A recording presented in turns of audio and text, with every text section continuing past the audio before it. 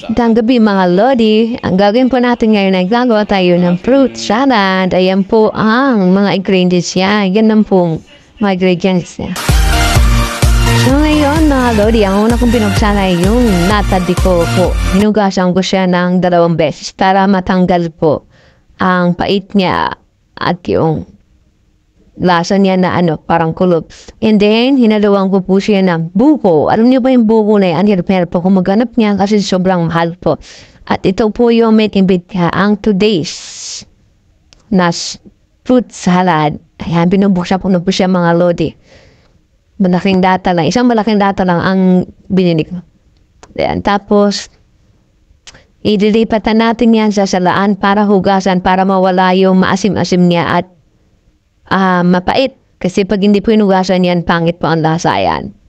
Sinaburo sa lata yan. Kaya yan, inugasan natin ng maigi upang matanggal yung pait saka yung niya, parang naburo na masim. Ayan, mga Lodi, hinalo ko na doon sa And then, ayan po ang cream. All-purpose cream. Yan, 2 ganyan po ang ilalagay ko po mga Lodi. Ayan po yung pangalawa mga Lodi. Ayan, ihalo na natin yan dyan sa may fruit salad. Yan. Sarap yan mga Lodi. Wow, grabe cream. Yan, ganyan ang gusto ko mga Lodi na fruit salad. Yung tipong, tawag dito, yung tipong masabaw-sabaw siya. Yan. Hahaluin ko na yan mga Lodi. Hanggang sa mahalo-halo lahat. Kasi upang yung all-purpose po ay mahalo dyan sa fruit salad na inano natin para masarap siya. Medyo may sabaw yan. Yummy yan, Lodi, pag may sabaw. Tapos tapos ilalagay natin siya pag tumigis yan, ang sarap yan, promise. Tapos, pagkatapos natin halo-halo niya mga Lodi, ay ilalagay na po natin yung cream. Yung condensed. Condensed po yan, tapos may kasama ng cream mga Lodi. Ayan po, hinahalo ko na siya. Tapos yung isang lata Lodi ay pure na condensed. Wala siyang halong cream. Ayan. Bali, 2 po siya. Bali, yung nilagay ko sa isang pure na cream ay kalahati lang mga Lodi. Baka, kasi pag nilahat ko, baka lalong tumamis lalo. Ang gusto ko lang sa fruit salad ay yung medyo matamis lang siya. Yung parang slight siya na may malasan lang ako na matamis yan. Kaya kasi na sobrang tamis dahil pumapangit sa panlasa ko. Ayan, hinalo-halo ko na po yung fruit salad natin. Tapos, maya-maya ay ilalagay po natin yan sa refrigerator natin. Tapos, pag pwede na nating tikman yung ginawa kong fruit salad. Ayan mga Lodi.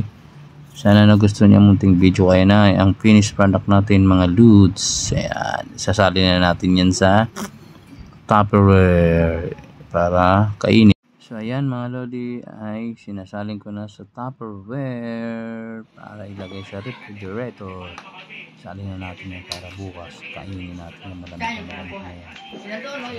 Kaya isa ngayon sa pinaka-paborito ko na yung fruit salad.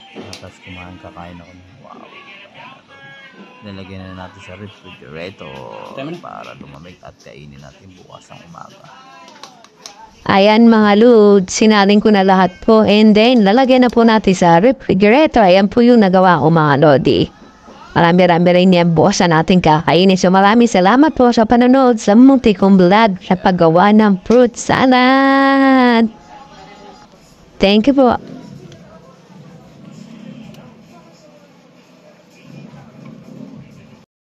Guys, so ngayon titikman natin yung gawa kong fruit salad kagabi. Sigurado ako na to. Medyo matigas na to. Ayan na po mga Lodi, bubuksan na po natin yung rep namin para kunin yung fruit salad na ginawa ko kagabi. So ayan, binuksan ko na po mga Lodi. And then ayan, charan, ayan na po yung ginawa kong fruit salad po. Titikman na po natin yan. Kukuha ko tayo ng kakainin natin at titikman po natin yung ginawa kong fruit salad kagabi.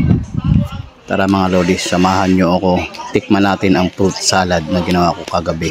Sensya na po.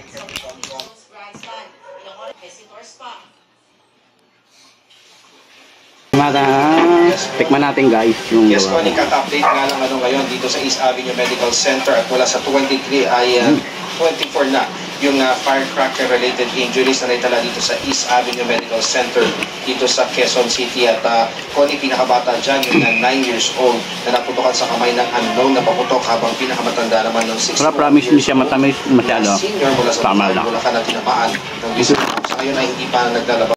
Mga dudes, tapos na ako kumain ng fruit salad na ginawa ko. So, grabe sulit siya. So, ngayon, nga pala, magpapasalamat ako this 2024 dahil kahit papano ay medyo gumanda yung pasok sa akin. So, sana ay hopefully na this 2025 ay mas lalong okay. So, thank you mga lodi sa panonood sa munti kong vlog at magsumikap tayo para sa ating pamilya. Thank you.